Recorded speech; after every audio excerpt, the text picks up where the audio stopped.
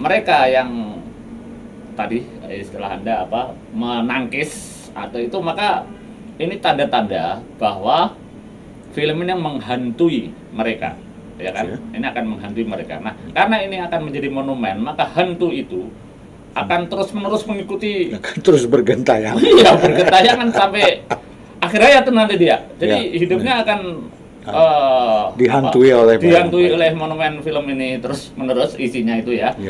Dan ya sampai akhir hayatnya.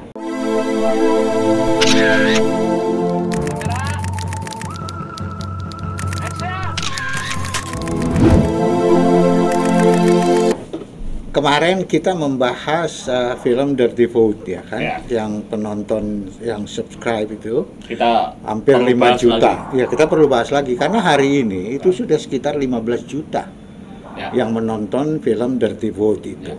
Artinya bahwa film ini kan betul-betul memberikan keinginan tahuan orang, masyarakat, untuk mengetahui apa sih yang dibicarakan di film itu, iya kan? Ya, ini akan menjadi semacam monumen, menjadi monumen audiovisual atau monumen dari sebuah film.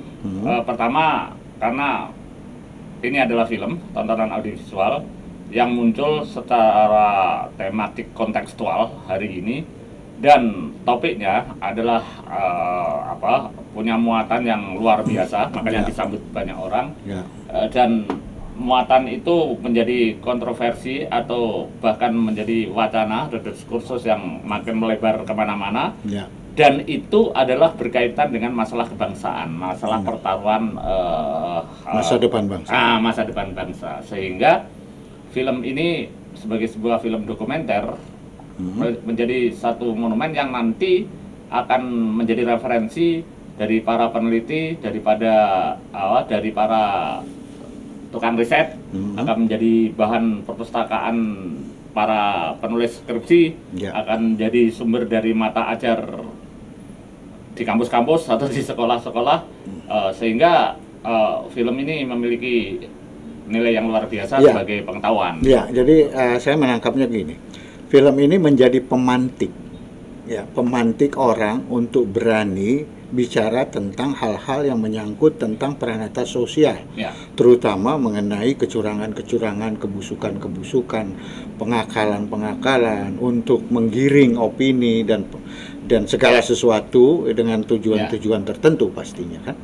Iya, film ini makanya kemarin saya bilang film itu antara lain peran dan fungsinya adalah penyadaran, menyadarkan pada kemanusiaan gitu ya, menyadarkan kepada pikiran-pikiran kita untuk terinspirasi dari film itu untuk melakukan sesuatu. Dan tadi Anda bilang ini kemudian menginspirasi atau memantik, istilah Anda kan memantik gitu ya, memantik orang untuk semakin melahirkan narasi-narasi yang kontekstual. Kalimatnya kan begitu.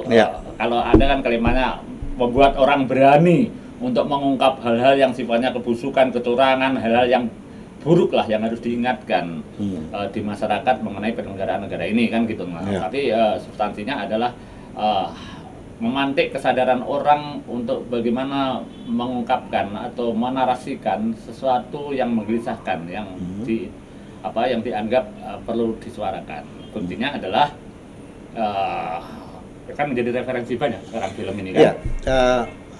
Gini, bahwa film ini, film Dirty Vote ini kemudian kan memicu tangkisan-tangkisan atau reaksi-reaksi yang mengatakan bahwa film ini dibuat untuk kepentingan tertentu, untuk kepentingan pihak-pihak tertentu. Nah, pendapat Anda sendiri bagaimana? Iya, itu satu tanggapan yang mau dibuat oleh siapapun. Kalau kemarin saya bilang kan semua pihak, pembuat film, bahkan penulis sejarah pun selalu punya motivasi untuk menulis itu. Yang penting kan motivasi itu bisa diuji apa kemudian yang tercermin dari karyanya. Nah, mereka yang menangkis tanpa punya argumentasi mengenai isinya dan hanya mengulik atau mengusik dia yang bicara, padahal kan ada pepatah itu, jangan terlalu dihiraukan siapa bicara, tapi dengarkan bicaranya. Nah, mereka yang tadi istilah Anda menangkis atau itu, maka ini tanda-tanda bahwa film ini menghantui mereka, ya kan? Ini akan menghantui mereka. Nah, karena ini akan menjadi monumen, maka hantu itu akan terus-menerus mengikuti, akan terus bergentayangan. Iya, bergentayangan sampai akhir hayat nanti dia. Jadi hidupnya akan dihantui oleh monumen film ini terus-menerus isinya itu ya. Dan ya sampai akhir hayatnya, kalau mereka bukannya sadar bahwa yang terjadi itu harus diperbaiki, yang dikritik lewat film itu harus didengarkan dan harus diberi argumentasi atau bahkan harus ya diadopsi kritiknya itu. Tetapi kalau hanya menangis, apalagi tangkisannya bukan terhadap materi itu, tetapi mengusik-ngusik, mencari kesalahan-kesalahan pembuatnya, bahkan terus narasumbernya di situ disebut apa itu pro Ganjar. Ya karena begini, karena film ini sendiri sangat terasa memojokkan Jokowi terutama, kemudian memojokkan pasangan yang diusung oleh Jokowi, itu sangat terasa gitu loh. Iya kan? Ya jelas, bahwa kita bicara tentang karya audiovisual pasti ada sesuatu yang ingin disampaikan, dan mereka menyampaikan itu tentunya dengan bukti-bukti, dengan tidak samanya kata dan perbuatan, kemudian itu muncul dalam cuplikan-cuplikan, ya kan?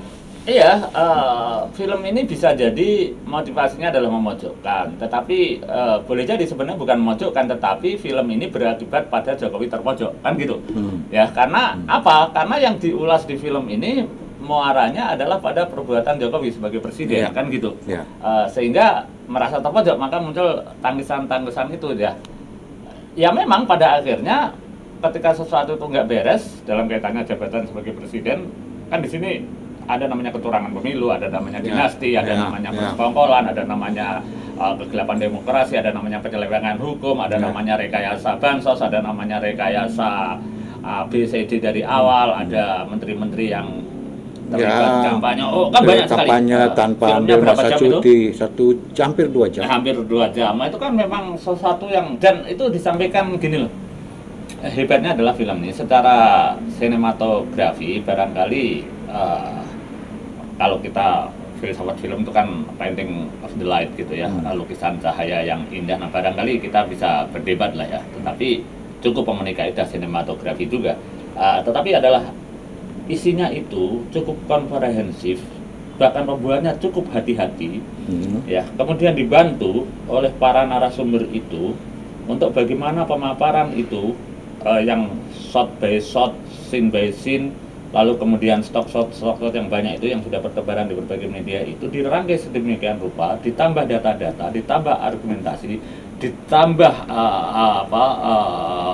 teks-teks hukum, ditambah lagi dengan ulasan-ulasan dan kesimpulan yang semuanya menggiring pada untuk bagaimana melihat gambar ini orang supaya lebih nalar.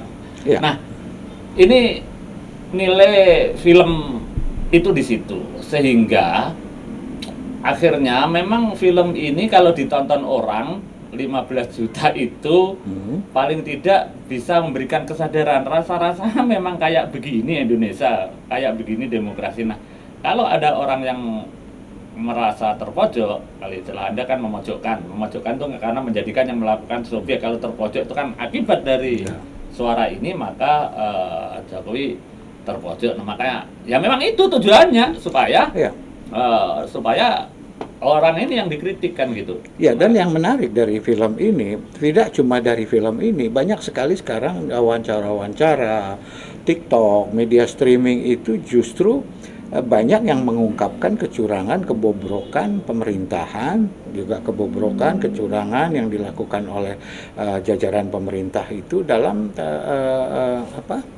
tayangan-tayangan yang kita bisa lihat, sehingga itu yang saya bilang, ini menjadi pemantik yang membuat orang menjadi lebih berani bicara tentang peranata sosial yang dikaitkan dengan kondisi politik dan pemerintahan saat ini. Ya, itu, iya kan? Itu kelebihan dari pengaruh film, Bang Adi. Sama dengan dulu ada artis karena tampil rambut pendek maka hampir separuh dari wanita negeri ini rambutnya ikut pendek gitu ya. Itu kan Lady Di lah contohnya ya. Kemudian muncul lagi parodi-parodi, misalnya dulu ada film Ngetop Badai Pasti Berlalu, berikutnya ada film Baji Pasti Berlalu. Gitu kan. Nah, ini sama. Ada film gitu, nanti ada itu parodi-parodinya. Nah, parodi-parodi sekarang muncul dalam gaya TikTok, dalam gaya dan sebagainya. Itulah pengaruh hebat film dibanding misalnya buku. Nah, buku kan pernah juga, misalnya buku yang ramai kemarin kan tentang ijazah palsu dan sebagainya itu, tetapi pengaruhnya tidak sedemikian dasar, meskipun itu juga mengungkap sesuatu yang luar biasa memojokkan, dan betul. Dengan mudah juga dikalahkan oleh hukum gitu ya, sehingga pembuatnya atau apanya di penjara dan sebagainya. Ya, Anda sebagai jurnalis ya, sebagai seorang sineas, film Dirty Vote ini akan berpengaruh nggak terhadap orang yang akan mencoblos besok? Ada pengaruhnya, meskipun kalau kita bicara persentase atau jumlah gitu ya, menurut saya tidak banyak, karena kan tadi ini film misinya adalah menggugah kesadaran, ya kan? Menggugah kesadaran ini adalah proses menuju kecerdasan. Proses menuju kecerdasan ini berkaitan dengan tingkat daya tangkap seseorang, daya kritis seseorang, daya keinginan untuk cerdas. Nah, hari ini sebagian besar pemilih, katanya 70% atau berapa, adalah berada di dalam tingkat pendidikan yang kira-kira menengah bawah. Nah, sehingga kalau dengar-dengar begini ya dengar hiruk pikuknya aja, keluar telinga kanan keluar telinga kiri, tidak benar-benar menumbuhkan kesadaran. Karena apa? Karena kemarin saya bilang pikiran mereka sudah tercuci otaknya oleh sebuah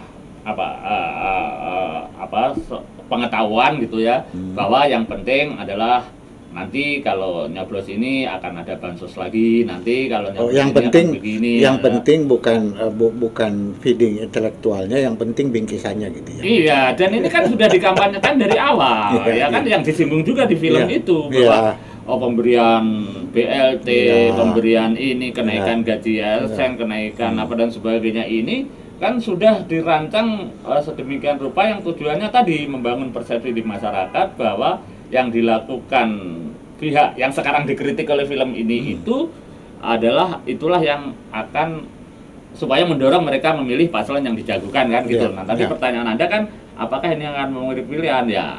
Ya akan mempengaruhi bagi mereka yang dengan cepat tersadar, tercerdaskan. Tetapi pemilih kita kan katanya 70% tidak membutuhkan kesadaran instan, tetapi lebih pada bingkisan instan kan gitu ya.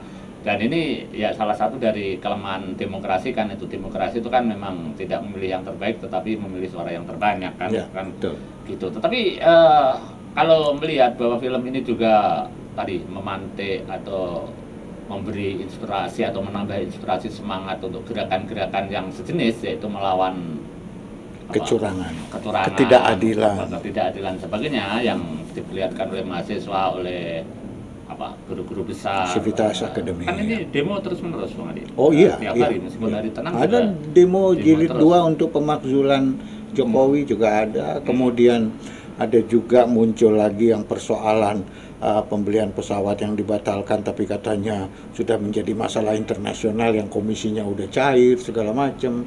Ya, kemudian ada lagi yang mengatakan bahwa keberpihakan polisi di dalam instruksi-instruksi untuk pengamanan pemilu untuk kepentingan tertentu. Makin banyak bermunculan. Jadi langsung atau tidak langsung, film ini meskipun ini perlu juga dibuktikan secara ilmiah analisisnya, tapi saya meyakini bahwa hentakan dari film ini menambah inspirasi, memicu keberanian kalau menurut Anda untuk pihak-pihak lain mengungkapkan hal-hal yang selama ini digelisahkan, gitu. Bahwa motivasi pengungkapan itu mungkin tidak benar-benar ingin mengaku kebenaran, tetapi supaya mendegradasi yang dianggap melakukan kesalahan lalu mendukung kesalahan, itu persoalan kedua. Karena apa yang diungkapkan itu adalah memberi pengetahuan, pencerdasan. Nah, kalau itu dianggap hoax, dianggap salah, dianggap itu, kan tinggal salah dan benar aja, kan ada hukum, ada undang-undang dan sebagainya yang itu. Apalagi kalau berhadapan dengan film, kan susah. Film itu memang bukan alat bukti film itu adalah ekspresi dari kenyataan, kan? ekspresi dari imajinasi juga. Iya, ya kan? Artinya kenyataan yang terimajinasikan kemudian dituangkan dalam media audiovisual, fiksi, ya, dan ya boleh dibantah, tetapi kan tadi karena ternyata ini pengaruhnya luar biasa, maka ini menjadi monumen. Nah, justru yang kita harap sekarang adalah karena kita masyarakat film gitu ya, yang kita harap adalah misalkan, nah besok muncul lagi nih film tentang serial Dynasty dari Solo, kan gitu kan, keren tuh. Muncul lagi nanti. Ada lagi Dinasti Haritanu, ya kan? Dynasty dari apa itu MNC ya. Group, kan? Nanti ada lagi ya dinasti-dinasti yang lain. Ya, selain dinasti apa lagi nih? Dulu kan ada dinasti Banten juga dinasti kan. Kan itu banyak. Jadi kontekstualitas hari ini, peristiwa hari ini yang berkaitan dengan nasib bangsa, nasib rakyat dan sebagainya itu bisa mengilhami sineas-sineas untuk membuat film yang pada kenyataannya ditonton dengan cepat oleh 15 juta orang, kan gitu. 15 juta tuh hari ini. Iya kan? Iya. 15 juta mungkin orang. Sampai besok pagi mungkin udah bisa 20 juta. Bayangin kalau Anda membuat film tentang bansos gitu, tapi di situ bagaimana bansos dibagikan diam-diam di sablon paslon tertentu, kan gitu kan? Terus kemudian ada sekian triliun ditambahkan dan itu dituangkan di dalam bahasa bioskop atau bahasa film yang itu kan luar biasa. Ya, luar biasa, apalagi nanti. Jadi paling tidak selamat buat Dandi Laksono yang berani melahirkan karya sinematografi judulnya Dirty Vote. Ya, dan lebih dari itu adalah bahwa film sebagai bagian dari kesenian, film sebagai karya cipta budaya, perfilman sebagai bagian dari kebudayaan, pada akhirnya menjadi unsur yang mengkoreksi dari keadaan yang tidak baik untuk memberi kesadaran kepada masyarakat agar sadar bahwa ada hal-hal yang tidak baik yang segera harus kita pikirkan. Tapi yang pasti satu, apa itu? Besok jangan tidak nyoblos. Oh iya, ya. Kita besok kita memberikan hak suara kita untuk memilih siapa yang memang pantas menurut kita untuk tapi kita kampanyenya pilih. Begitu sekarang yang penting tidak nomor 2, karena cara untuk melawan kecurangan ini adalah dengan tidak memilih yang didukung oleh Jokowi, kan sekarang yang berkembang kampanye seperti itu. Iya, mau tak mau saya barangkali terpengaruh. Ya makanya tadi saya tanya ini berpengaruh nggak? Saya mulai agak terpengaruh soalnya. Okay.